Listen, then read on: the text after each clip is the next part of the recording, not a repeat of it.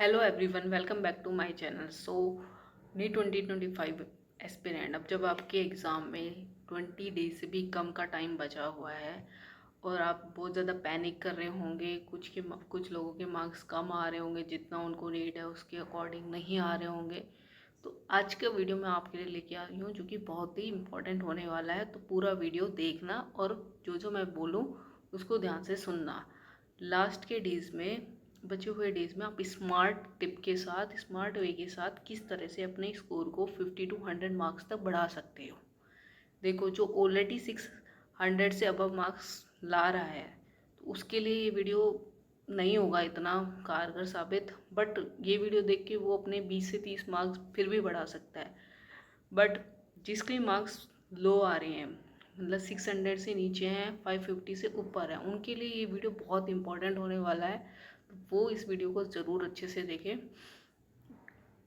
And जो बहुत ही low scoring वाले हैं और 300-400 नंबर ला रहे हैं और वो ऐसा करना चाहते हैं कि मेरे 500 आ जाए जिससे मैं अपना नेक्स्ट टॉप ले सकूं, या फिर जो कैटेगरी के हैं जिनका 500 में सिलेक्शन हो जाता है, लो स्कोर मतलब जिन जहाँ लो कट ऑफ जाती है, ऐसे स्टेट से जो आते हैं, लाइक एमपी से जो आते हैं, तो उनके लिए भी बहुत इंपॉर्टेंट होने वाला है।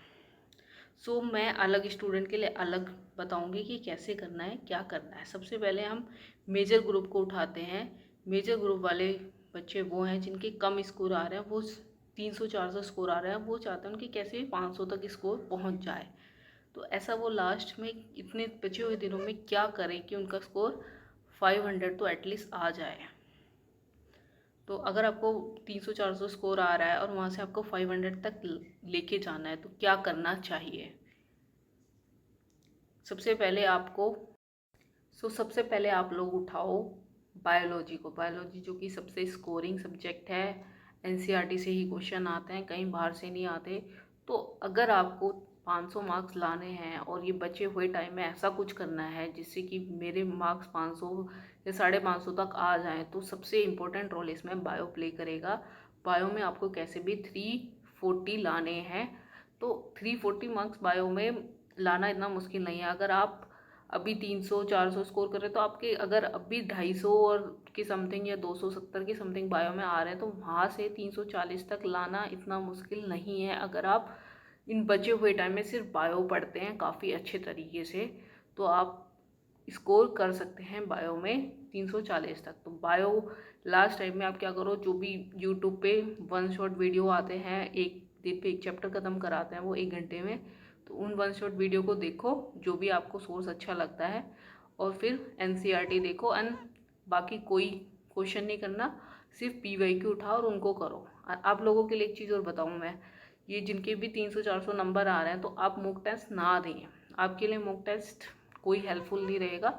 आप सिर्फ पीवाईक्यू करें, क्योंकि most of the question repeat होते हैं, पीवाईक्यू से ही आते हैं। तो अगर आप पीवाईक्यू करोगे तो वो सही रहेगा। आप अंधाधुंध रेस में ना लगे कि मॉक टेस्ट दिए जा रहे हैं और हर बार 300-400 नंबर आ रहे हैं। अब आपके लिए मॉक टेस्ट देना हेल्पफुल नहीं रहेगा, तो आप अब मॉक टेस्ट ना दें। तो इन बच्चों को मैं यही सजेस्ट करूँगी कि मॉक टेस्ट इस टाइम पे ना दें। तो मेन बायो में मार्क्स बढ़ाने का यही तरीका है कि आप बायो ही पढ़ें मैक्सिमम टाइम। बाकी फिजिक्स केमिस्ट्री को थोड़ा बहुत देख लो, फॉर्मूला वगैरह। अब आते हैं फिजिक्स और केमिस्ट्री पे। फिजिक्स के लिए सबसे अच्छा सोर्स जो इस टाइम पे हो सकता है, जहाँ से आपके मार्क्स जो है, अगर आप 0 पे हो तो 100 तक भी बढ़ सकते हैं।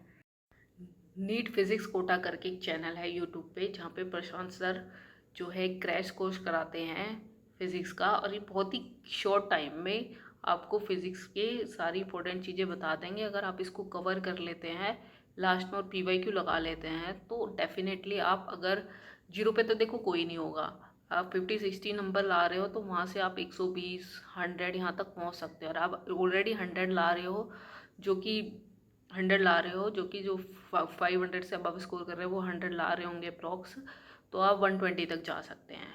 देखो, बहुत सारे टीचर पढ़ा रहे हैं फिज़िक्स, बट क्या है, बहुत सारे टीचर बहुत बहुत लॉन्ग लॉन्ग सेशन लेते हैं, पूरे 7-8 घंटे पढ़ाते हैं। अगर आप 7-8 घंटे वही पढ़ोगे तो खुद कब पढ़ोगे। तो आपको इस टाइम पे चाहिए कि जो कम से कम टाइम पे मैक्सिमम चीज़ें कवर करवा दे, तो उससे नीट फिज़िक्स कोटा से अच्छा सोर्स कोई नहीं हो सकता इस टाइम पे। बाकी केमिस्ट्री के लिए ऐसा कोई चैनल मुझे नज़र नहीं आता। अगर आपको मिले जो कम से कम टाइम में आपको करा दें मैक्सिमम चीज़ें, तो आप देख लेना।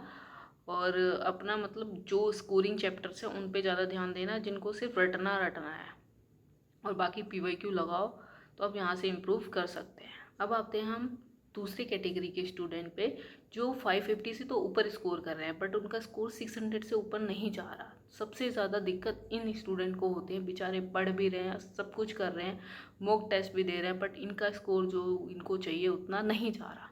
देखो आप लोगों की दिक्कतें क्या होगी मैं बता रही हूँ। आप लोगों की बायो भी अच्छी होगी, मैक्सिमम बच्चों की केमिस्ट्री भी ठीक होगी।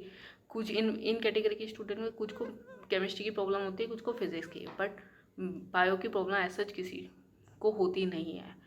बट मैक्सिमम स्टूडेंट को फिजिक्स की प्रॉब्लम होती है। तो फिजिक्स की प्रॉब्लम का सॉल्यूशन अभी मैंने बताया है। नीट फिजिक्स कोटा का चैनल पे जाओ और वहाँ का क्रैश कोर्स देखो एंड PYQ लगाओ। ये चैनल आपको बहुत इजीली यूट्यूब पे मिल जाएगा। आप जस्ट सर्च मारना नीट फिजिक्स कोटा, ये चैनल आपको मिल जाएगा। उन्होंने अभी ये अपलोड कर रहे हैं वीडियो क्रैश कोर्स के, तो आप देखना और PYQ लगाना, आपको बहुत अच्छा कॉन्फिडेंस आएगा देखने के बाद। तो ये बात हुई 550 से जो ऊपर ला रहे हैं उनके बारे में, और 600 से नीचे ला रहे हैं। आप ज़रूर अपना इम्प्रूव कर पाएंगे। अगर आपके फिजिक्स की आपकी प्रॉब्लम होगी मैक्सिमम, अगर आपके 100 के अप्रॉक्स मार्क्स आ रहे हैं तो यहाँ से आप 120 140 तक स्कोर कर सकते हैं। और आपको मॉक टेस्ट सब ज़्यादा देने की ज़रूरत नहीं है, 2, बट फ्रीक्वेंसी थोड़ी कम कर दो। देखो रोज़ मॉक टेस्ट उनको देने चाहिए जिनके मार्क्स ऑलरेडी 620 से ऊपर आ रहे हैं। बट अगर आपके मार्क्स 600 से नीचे हैं तो रोज़ आप मॉक टेस्ट ना दें, आप मैक्सिमम टाइम अपने रिवीजन पे लगाएं और मॉक टेस्ट के एनालिसिस पे लगाएं। जो दे उसका एनालिसिस बेटर वे से करें। बाकी अब आते हैं उनके पास जो 620 के अप्रोक्स स्कोर कर रहे हैं, 610 620, यहाँ से चाहते हैं वो 650 660 तक चले जाएं। देखो आपकी मैक्सिमम प्रॉब्लम मैं बताती हूँ यही होगी कि आप ज़्यादातर सिली मिस्टेक कर रहे होंगे, जल्दबाजी कर रहे होंगे और एनालिसिस सही से नहीं कर रहोगे। तो आपके लिए सिंपल सा मेथड बताती हूँ। एक साथ आप लगातार 4-5 मॉक टेस्ट दीजिए। उन 4-5 मॉक टेस्ट देने के बाद उनको लेके बैठो एक साथ और उनमें कॉमन मिस्टेक अपनी ढूंढो। सबसे पहले कॉमन मिस्टेक ढूंढो। आपको पक्का कहीं ना कहीं एक चैप्टर में प्रॉब्लम होगी और कॉमन मिस्टेक जरूर निकल के आएगी हर पेपर के अंदर। तो आप वो कॉमन चैप्टर ढूंढो और उस चैप्टर पे वर्क करो। 2-3 दिन उस चैप्टर को दो आराम से। अगर बहुत ज़्यादा प्रॉब्लम आ रही है किसी चैप्टर में तो उसको इम्प्रूव करो, कहीं से वीडियो देखो, PYQ लगाओ।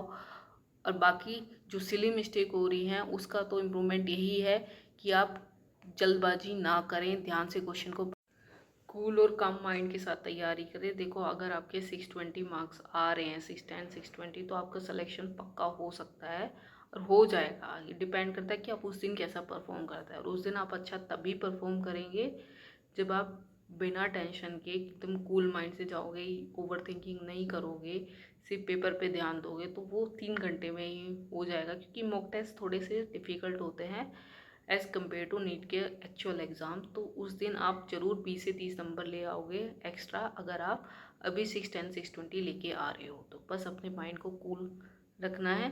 बाकी सिली मिस्टेक कम करने का तरीका एक और बता सकती हूँ मैं। ये वैसे शुरू से करना चाहिए बट अभी भी आप करोगे तो शायद 5-10 मार्क्स का कुछ इम्प्रूवमेंट हो जाए।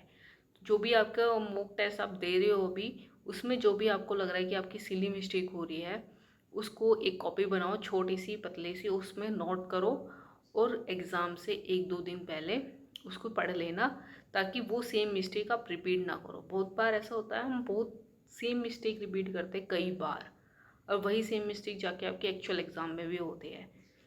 चाहे वो फॉर्मूला मिस्टेक हो, चाहे वो कोई भी मिस्टेक हो, तो उसको ज़रूर लिख लें। चाहे वो ऑप्शन ना देखा हो ये मिस्टेक हो, या फिर कोई नोट ना पढ़ा हो, कुछ ना पढ़ा हो, वो सब मिस्टेक हम कर जाते हैं। तो उसको ध्यान दो और बाकी आपका सिलेक्शन हो जाएगा। आपको इतनी टेंशन लेने की ज़रूरत नहीं है।